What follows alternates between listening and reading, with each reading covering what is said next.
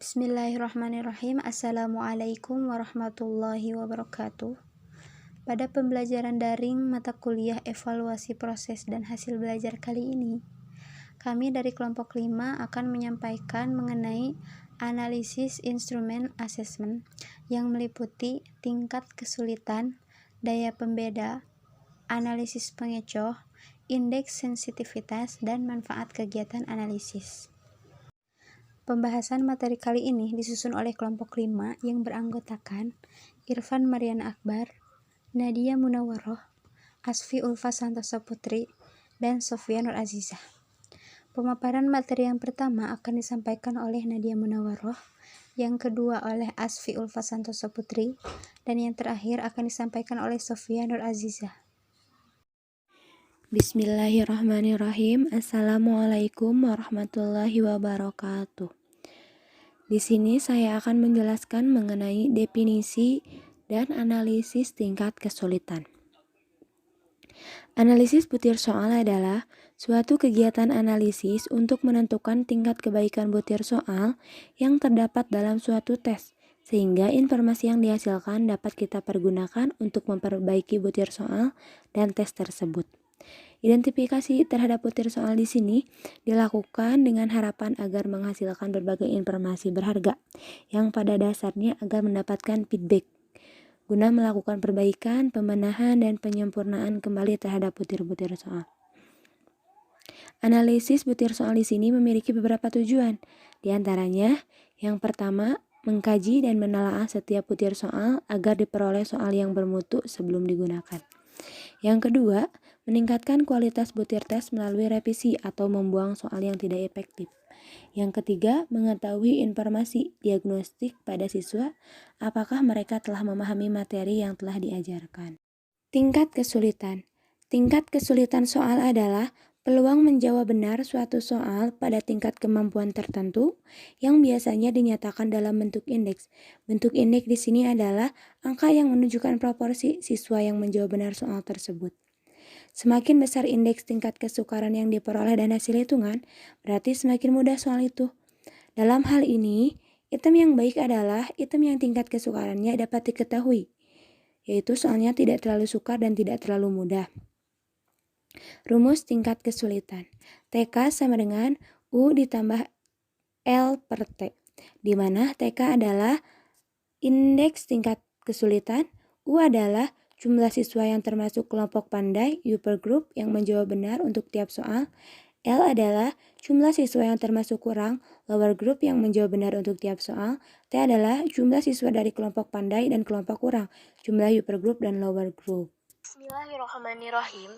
Di sini saya sebagai pemateri 2 akan menjelaskan tentang materi daya pembeda. Perhitungan daya pembeda adalah pengukuran sejauh mana suatu butir soal mampu membedakan peserta didik yang sudah menguasai kompetensi dengan peserta didik yang belum atau kurang menguasai kompetensi berdasarkan kriteria tertentu. Daya pembeda suatu soal tes dapat dihitung dengan menggunakan rumus sebagai berikut. DP sama dengan U dikurangi L per setengah kali T. Keterangannya, DP adalah indeks daya pembeda yang dicari. U adalah jumlah siswa yang termasuk dalam kelompok pandai yang mampu menjawab benar untuk tiap soal. L, jumlah siswa yang termasuk kurang yang menjawab benar untuk tiap soal. T adalah jumlah siswa keseluruhan. Baiklah, di sini saya akan menjelaskan mengenai analisis pengecoh. Analisis pengecoh adalah opsi-opsi yang bukan merupakan kunci jawaban yang benar. Indeks pengecoh dihitung dengan rumus IP sama dengan P dikali 100% dibagi N dikurangi B, N dikurangi 1. Keterangannya, IP adalah indeks pengecoh, P jumlah peserta didik yang memilih pengecoh, N jumlah peserta didik yang ikut tes, B jumlah peserta didik yang menjawab benar pada setiap soal, N jumlah alternatif jawaban, dan 1 adalah bilangan tetap. Bismillahirrahmanirrahim. Baik, saya akan melanjutkan presentasinya mengenai analisis sensitivitas. Soal sensitivitas butir tes digunakan untuk menentukan apakah suatu butir soal mampu mengukur efek pembelajaran yang telah dilaksanakan. Sensitivitas butir soal dinyatakan dengan indeks sensitivitas, yang disimbolkan dengan huruf S, yaitu suatu ukuran seberapa baik suatu butir soal dapat membedakan tingkat pemahaman antara siswa yang telah menerima pembelajaran dengan siswa yang belum menerima pembelajaran. Indeks sensitivitas butir soal bisa dihitung dengan rumus sebagai berikut. S sama dengan RB dikurangi RA dibagi T. Keterangannya, RA adalah jumlah siswa yang menjawab benar pada saat pretest, RB adalah jumlah siswa yang menjawab benar pada saat posttest, T adalah jumlah rata-rata siswa yang mengikuti pretest dan posttest. Pretest, yakni serangkaian tes yang dilaksanakan sebelum pembelajaran dimulai. Posttest, yakni serangkaian tes yang dilaksanakan setelah proses pembelajaran. Yang terakhir, mengenai manfaat kegiatan analisis, yang terdiri dari 1.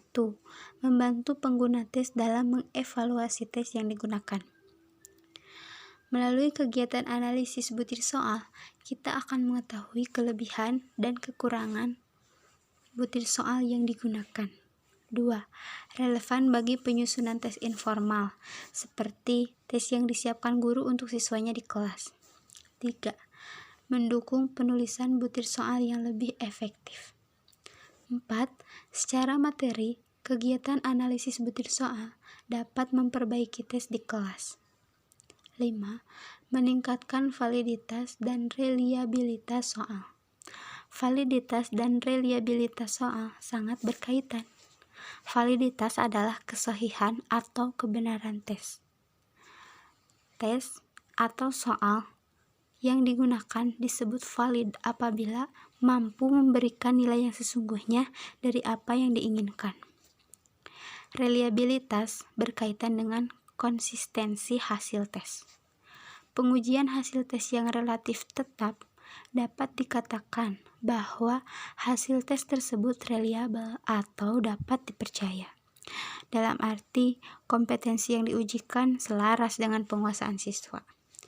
Yang keenam, menentukan soal-soal yang cacat atau tidak berfungsi dengan baik. 7. Merevisi soal yang tidak relevan dengan materi. Ya, itulah pemaparan materi dari kelompok 5. Apabila ada yang ingin ditanyakan, bisa ditanyakan di forum diskusi. Sekian dari kami, terima kasih atas perhatiannya. Semangat belajarnya, tetap di rumah saja, dan jangan lupa jaga kebersihan karena kebersihan adalah sebagian dari iman, dan jaga kesehatan karena kesehatan adalah sebagian dari imun. Mari kita tingkatkan iman dan imun. Wassalamualaikum warahmatullahi wabarakatuh.